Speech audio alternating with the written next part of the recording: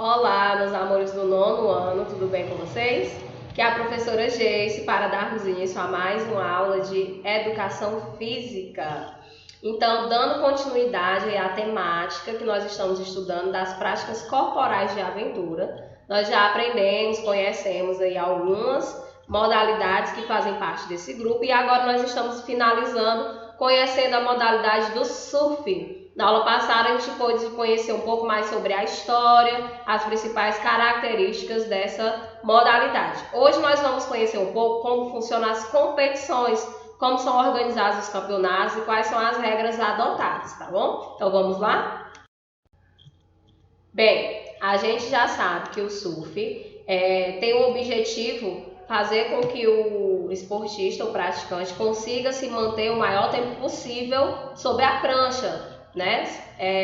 Se equilibrando na onda, conseguindo explorá-la com o maior número de manobras. O surfista com as melhores notas é que sai vencedor nas competições. Cada competição de surf, naturalmente, pode adotar um regulamento próprio, se for à vontade dos seus organizadores. Porém, a Confederação Brasileira de Surf indica que as regras de competições devem ser adotadas em todas as categorias. Então, vamos saber como funciona o formato das disputas.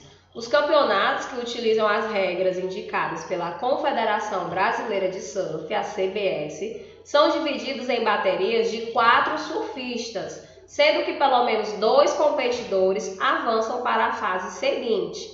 Em alguns casos, podem acontecer baterias de 5 atletas para disputarem as competições. O tempo das baterias. Nas primeiras fases, cada bateria deve ter um mínimo de 15 minutos e já nas finais um mínimo de 20 minutos. O início das baterias é sinalizado com um toque de sirene. O encerramento, então, é indicado por 2 toques de sirene. Sobre o limite de ondas. Segundo o regulamento da Confederação Brasileira de Surf, o número máximo de ondas permitidas por bateria, assim como quantas ondas serão consideradas para a classificação, fica a critério dos organizadores da competição e também em função das condições do mar. O competidor poderá ser informado quando restarem 2 ondas, quando faltar uma onda e quando completar o número máximo de ondas para aquela bateria. Se surfar mais que o limite da bateria, ele poderá ser penalizado com uma multa no valor de uma inscrição para cada onda a mais que ele surfou. Sobre as condições do mar. Caso as condições do mar não apresentem o tamanho mínimo exigido de 30 centímetros de onda, o campeonato deverá ser realizado em outro local ou transferido para um outro dia ou outro horário. Se o campeonato for oficialmente cancelado depois de já ter começado, os pontos deverão ser divididos entre os atletas que estiverem classificados para aquela respectiva fase. Sobre as pontuações do surf.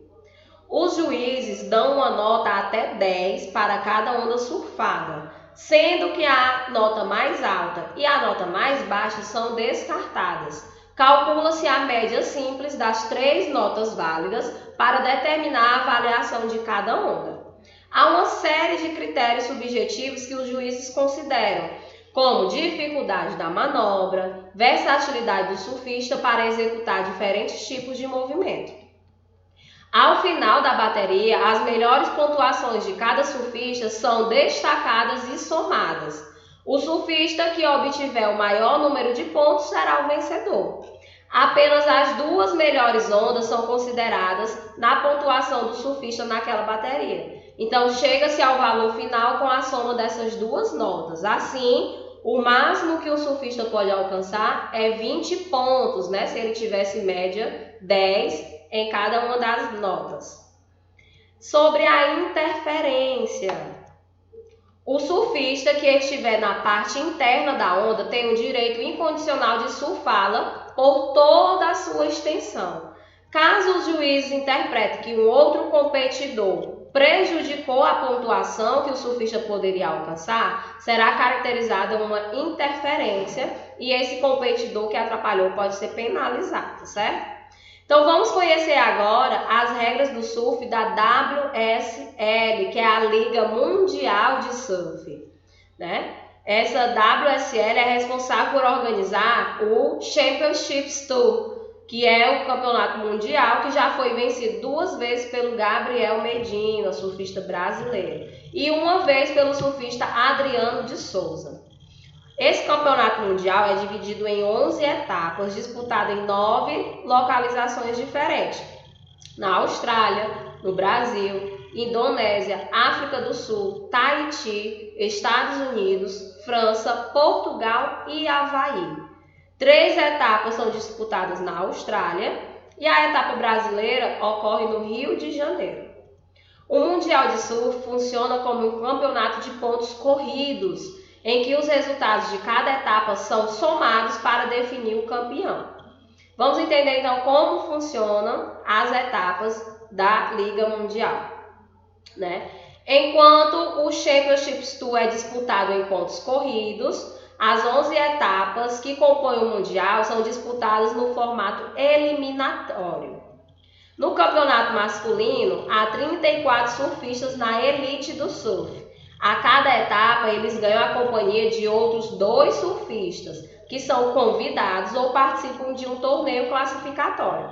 Com 36 surfistas ao todo, cada etapa tem 7 fases. Primeira fase.